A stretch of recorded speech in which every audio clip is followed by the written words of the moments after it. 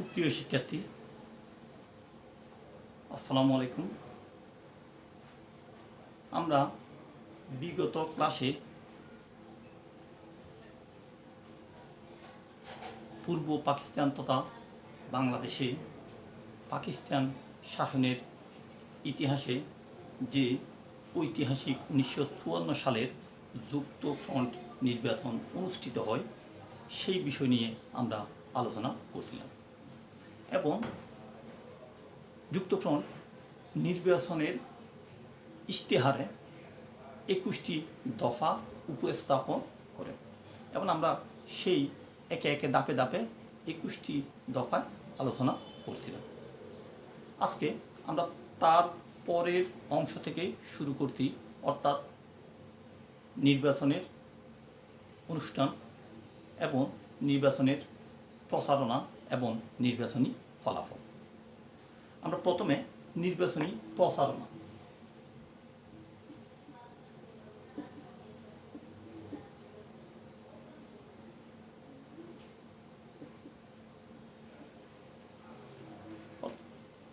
আমরা প্রথমে নির্বাচনী প্রচারণা কৌশল নিয়ে আলোচনা শুরু করছি। আমরা দেখি সাধারণত যে কোনো গণতান্ত্রিক দেশে যখনই নির্বাচন অনুষ্ঠিত হয় তখন তারা তাদের প্রার্থীর যোগ্যতা, মার্কা এবং সেই কোন দলের পুঙ্খানুভাবে মানুষের কাছে পৌঁছে দেওয়ার জন্য পরিস্থিতিটা যেন ঠিকভাবে পেয়ে তাদের দলীয় লোক হোক, সাধারণ লোক হোক, বুঝে এবং তাদের নির্বাচনী প্রতীকে ভোট দিতে পারে। এই জন্য প্রত্যেক দলই খুব ভালোভাবে প্রচারণা শুরু করে এবং প্রচারণায় তারা বিভিন্ন নির্বাচনী ইশতেহারও তুলে ধরে। এই ক্ষেত্রে আমরা দুই দিক থেকে দুই রকম প্রচারণার কৌশল দেখতে পাই। একদিকে পাকিস্তান নিয়ন্ত্রিত মুসলিম লীগ, যদিও তারা যেহেতু পূর্ব পাকিস্তানের স্বার্থের ব্যাপারে উদাসীন, সুতরাং তাদের কাছে প্রচারণার তেমন একটা হাতিয়ার ছিল না বললেই চলে। তবে তাদের মূল মন্ত্র ছিল মুসলিম লীগকে জয়লাভ করতে হবে, না হয় পশ্চিম পাকিস্তান এবং পূর্ব পাকিস্তানের অখণ্ডতা তথা ঐক্য সার্বভৌমত্ব টিকবে না এবং আমাদের এই দুই অংশের ধর্ম, কালিমা, ধর্মীয় সংস্কৃতি সব কিছুই এক। তাই ইসলামী রাষ্ট্র এবং মুসলমানদের ঐক্য, পাকিস্তান রাষ্ট্রের সার্বভৌমত্ব টিকিয়ে রাখতে হলে মুসলিম লীগকে অবশ্যই নির্বাচনে জয়লাভ করতে হবে। এমনকি তারা ইসলামী শরিয়া আইন এবং কোরআন সুন্নাহ মতো দেশ পরিচালনা করার প্রতিশ্রুতিও প্রদান করে। অন্যদিকে আমরা দেখি মুসলিম লীগ তাদের নির্বাচনী ইশতেহার অনুযায়ী জনকল্যাণমুখী, গণকল্যাণমুখী যেই 21টি দফা উপস্থাপন করেন এইগুলোকে নিয়ে জনগণের কাছে তুলে ধরে। পাশাপাশি পাকিস্তানি সরকারের বিভিন্ন প্রকার বৈষম্যমূলক আচরণ, নির্যাতন, অত্যাচার, বন্দি, সাম্প্রদায়িক সম্প্রীতি রক্ষা না করা, এইগুলো নিয়ে ফজলুল হক এবং ভাসানী নেতৃত্বে প্রচারণা চালাতে থাকে। বিশেষ করে ওই সময়ে তরুণ প্রজন্মের নেতৃত্ব জাতির জনক বঙ্গবন্ধু শেখ মুজিবুর রহমানের ভাষণ জনগণকে আরও বিজয়ের পথে এগিয়ে নিয়ে যায়।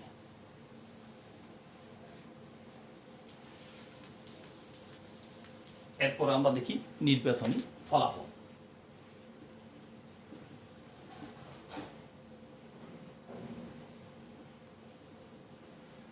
আমরা জানি 1954 সালের 8 থেকে 12 মার্চ নির্বাচন অনুষ্ঠিত হয়।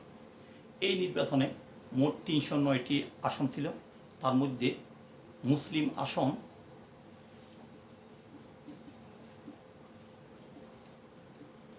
237টি মুসলিম আসন এবং এর মধ্যে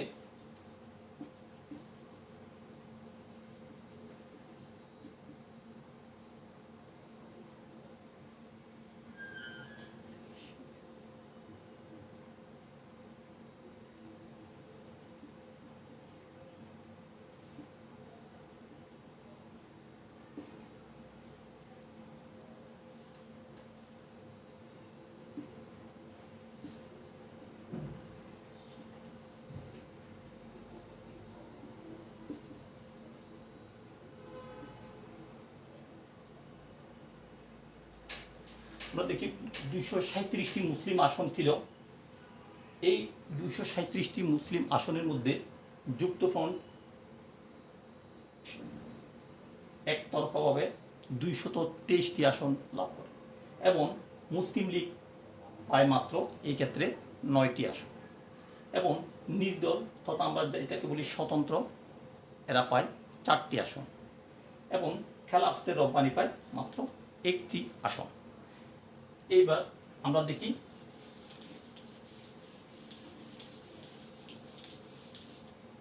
অমুসলিম আসন। অমুসলিম আসন ছিল 72টি। এর মধ্যে আমরা দেখি যুক্তফ্রন্ট 13টি,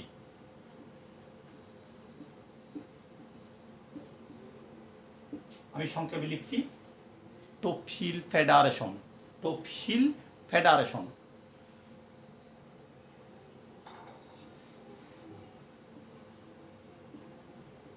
কংগ্রেস 24টি,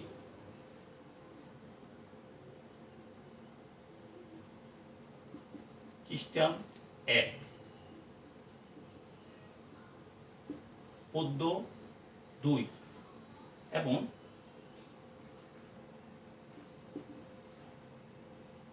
কমিউনিস্ট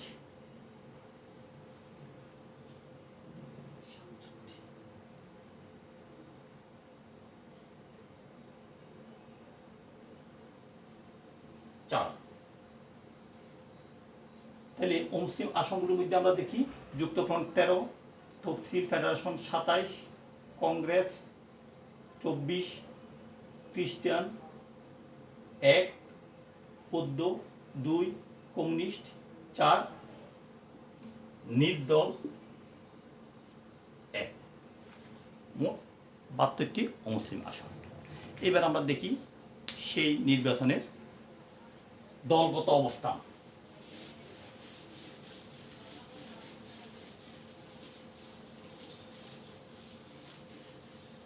আমরা দেখি প্রধান প্রধান দলগুলোর মধ্যে কোন দল কতটি আসন লাভ করে। আওয়ামী লীগ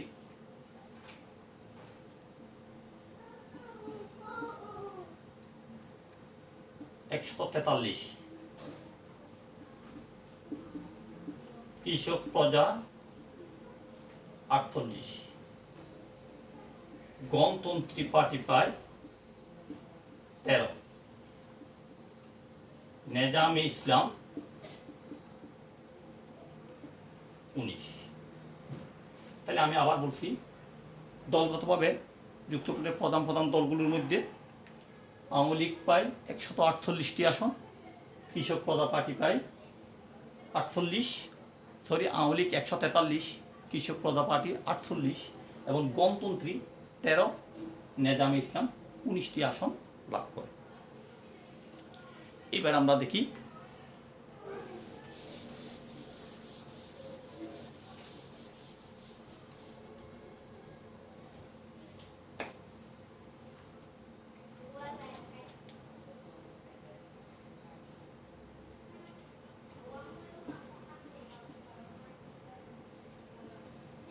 উনিশশো 1954 সালের নির্বাচনের গুরুত্ব।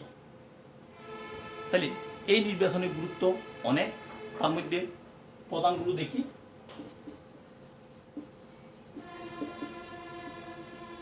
নৌকার পরিচিতি। তাইলে আমরা সাধারণত নির্বাচনে দেখতে পাই অমুক ভাইয়ের মার্কা কি, নৌকা ছাড়া আবার কি, অমুক মার্কায় দিলে ভোট, শান্তি পাবে দেশের লোক। আমরা এই ধরনের স্লোগান সাধারণত নির্বাচনের সময় দেখতে পাই। সুতরাং যেহেতু যুক্তফ্রন্টের সব দলই একমাত্র নৌকা প্রতীক নিয়ে নির্বাচনে অংশগ্রহণ করে, ফলে দেখি আমরা অতি দ্রুত অল্প সময়ের মধ্যে এই নৌকা প্রতীক সমগ্র বাংলাদেশের জেলা, শহর, গ্রাম, পাড়া, মহল্লায়, আনাচে কানাচে মানুষের মুখের প্রাণের প্রতীকে পরিণত হয়। এরপর আমরা দেখি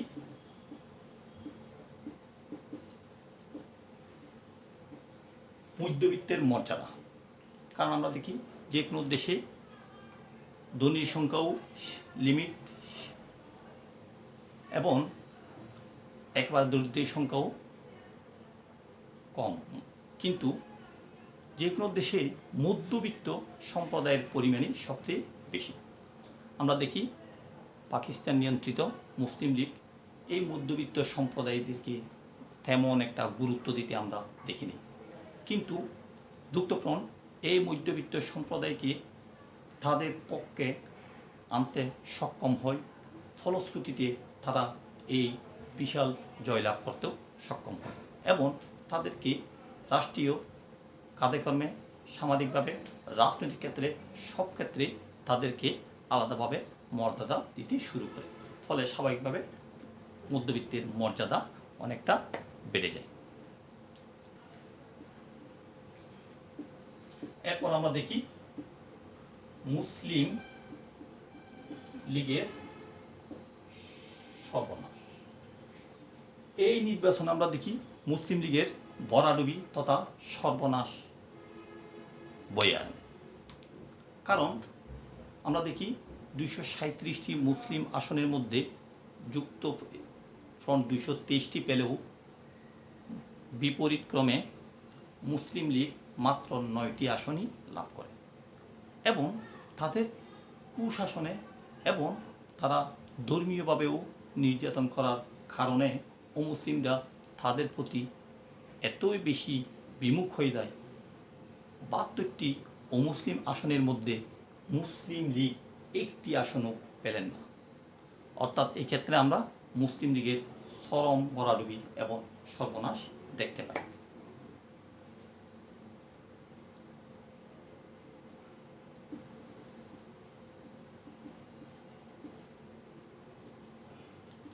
এরপর আমরা দেখি এই নির্বাচনের ফলে যথার্থ বিরোধী দল তৈরি হয়। যে কোনো সংসদীয় গণতন্ত্রে জনগণের অভাব অভিযোগ সরকারের কাছে তুলে ধরার জন্য নির্বাচিত প্রতিনিধির কোনো বিকল্প নাই এবং সরকারকে সঠিকভাবে পরিচালনা করার জন্য বিরোধী দলের গঠনমূলক সমালোচনা অতি গুরুত্বপূর্ণ এবং সরকারের ভুল ত্রুটি যদি বিরোধী দল সংসদের মধ্যে তুলে ধরে তাহলে সরকার অনেক সময় ভুল করে বা ভুল পথ থেকে সরে আসলে সরকারেও যেমনিভাবে বিপদ থেকে বাঁচতে পারে এবং জনগণেরও অবশ্যই কল্যাণ হয়। কিন্তু আমরা তার পূর্বে সরকারে লেজুর ভিত্তিক বিরোধী দল দেখেছি, সরকারের সমালোচনা করার মতো যথাযথ কোনো বিরোধী দল পাইনি। কিন্তু এই নির্বাচনের ফলে যে বিরোধী দল তৈরি হলো তারা যথাযথভাবে সরকারের সমালোচনা ভুল ত্রুটি শুধরে দেওয়ার মতো এমন সত্যিকারের বিরোধী দল এই নির্বাচনের মাধ্যমে আমরা লাভ করি।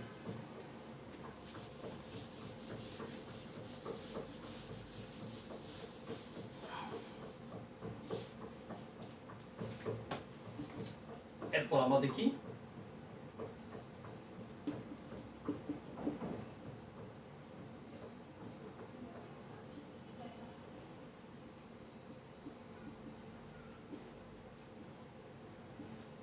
যুক্তফ্রন্ট তাদের 21 দফার অন্যতম ছিল বাংলাকে অন্যতম রাষ্ট্রভাষা এবং শিক্ষার বাহন হিসেবে প্রতিষ্ঠা করার জন্য প্রতিজ্ঞাবদ্ধ হয়েছিলেন এবং তারা যথাযথ সেই কাজটি করেন এবং ভাষা শহীদদের স্মরণে শহীদ মিনার নির্মাণ করেন। এমনকি 21শে ফেব্রুয়ারি জাতীয় ছুটি হিসেবেও ঘোষণা করেন। শুধু তাই নয়, তারা নির্বাচনী ইশতেহারে যে 21টি দফা উপস্থাপন করছিলেন তাও মূলত আমাদের ভাষা আন্দোলনের 52-এর 21শে ফেব্রুয়ারিকে স্মরণ করে রাখার জন্য।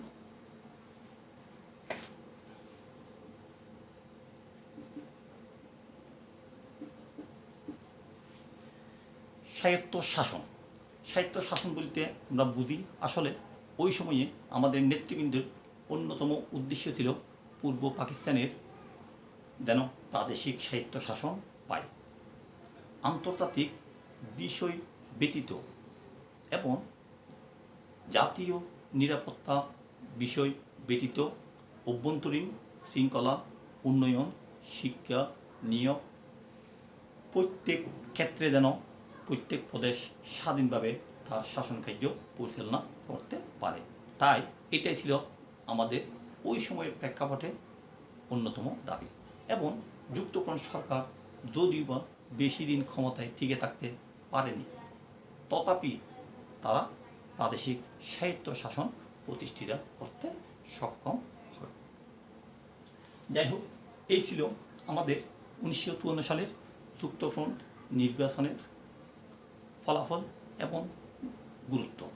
এবং এটাও ঠিক যে এই নির্বাচনের মাধ্যমে আমরা ঐক্যবদ্ধ হই, এই নির্বাচনের মাধ্যমে আমরা আমাদের অধিকার সচেতনতা হই এবং এই নির্বাচনের মাধ্যমে আমরা যে ঐক্যবদ্ধ হওয়া ছাড়া আমাদের স্বার্থ পাকিস্তান সরকার থেকে আদায় করা সম্ভব হবে না, এটাও আমরা উপলব্ধি করি।